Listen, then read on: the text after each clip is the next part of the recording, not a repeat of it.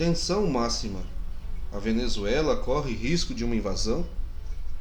Juan Guaidó, um presidente autoproclamado que até agora vem somando seguidos fracassos na tentativa de derrubar o ditador Nicolás Maduro do poder. Mas ele não jogou a toalha ainda. A sua carta na manga pode ser o pedido do TIAR, Tratado Interamericano de Assistência Recíproca. Esse tratado foi criado no dia 2 de setembro de 1947 no Rio de Janeiro, no âmbito da Guerra Fria. Tinha como principal objetivo defender os países americanos de uma agressão estrangeira do bloco socialista liderado pela extinta União Soviética. Nos dias de hoje, Juan Guaidó pediu a aprovação do TIAR contra a Venezuela. Será que Juan Guaidó defende uma invasão estrangeira na Venezuela, o seu próprio país? Pela ganância de assumir o poder a qualquer custo? Qual a verdadeira ameaça a Venezuela representa?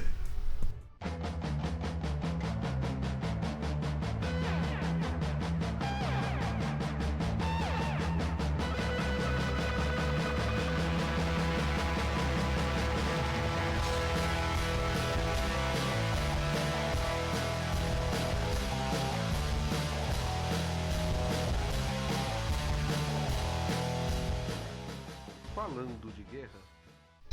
Olá pessoal, aqui é o Nelson Davis quem fala, sejam todos bem-vindos a mais um vídeo do canal Falando de Guerra. Como vocês sabem, a Venezuela vive uma crise política e financeira muito grave, onde 4 milhões de pessoas já deixaram o país.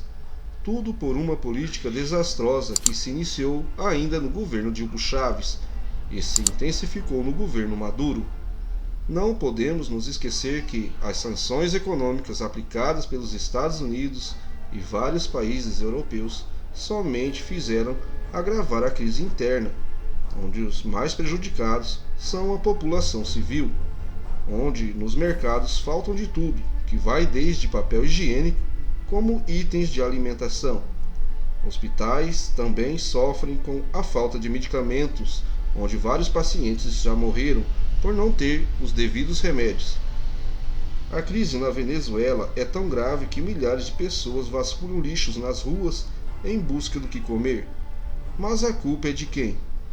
De um lado temos um presidente herdeiro do chavismo, um regime anti-americano que sempre criticou a política externa norte-americana e que por esse motivo tomou uma série de decisões equivocadas, levando o país a bater de frente com os Estados Unidos, que por outro lado, ao meu ver, contribuiu e muito com essa crise na Venezuela ao impor sanções econômicas contra o país.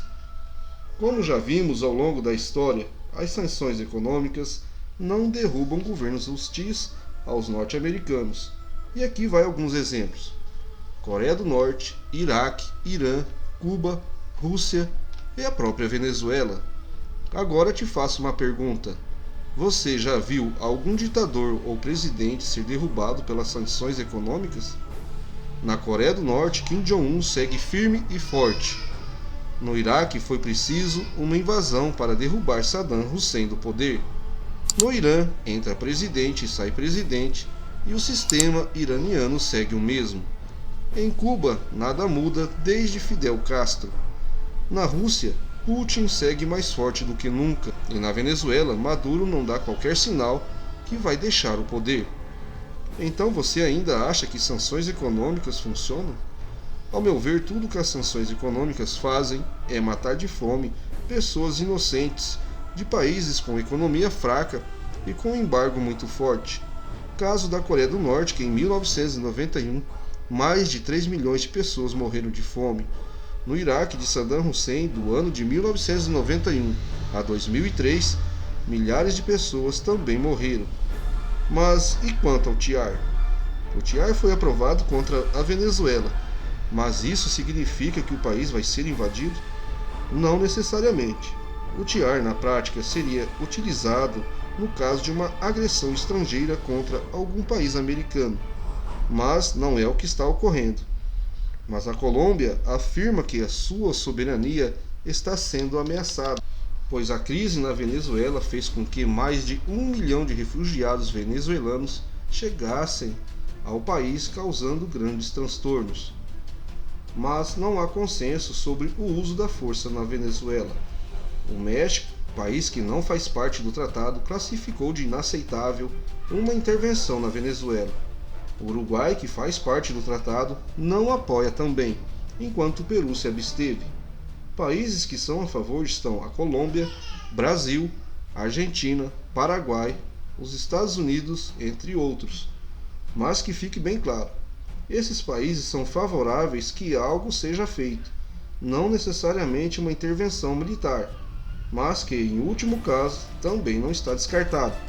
Entre as possíveis ações estão o bloqueio naval completo, onde nenhum país poderia exportar e nem receber nada da Venezuela, e o bloqueio do espaço aéreo, onde nenhum país indo ou vindo da Venezuela poderia sobrevoar o espaço aéreo de outro país. Considerações finais. Qual a eficácia do TIAR? Durante a Guerra das Malvinas, os Estados Unidos e outros países membros deixaram a Argentina na mão, diante da agressão da Inglaterra. Aliás, os Estados Unidos preferiu apoiar a OTAN, esquecendo-se do TIAR. Ao meu ver, o bloqueio naval e aéreo completo na Venezuela só vai matar mais ainda a população civil. Resta saber, se isso acontecer, o que farão a Rússia e a China, países que têm bilhões de dólares investidos na Venezuela e que são aliados do governo de Nicolás Maduro.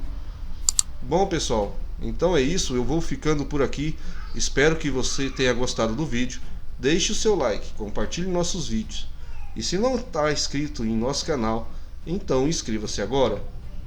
Um forte abraço a todos e até o próximo vídeo.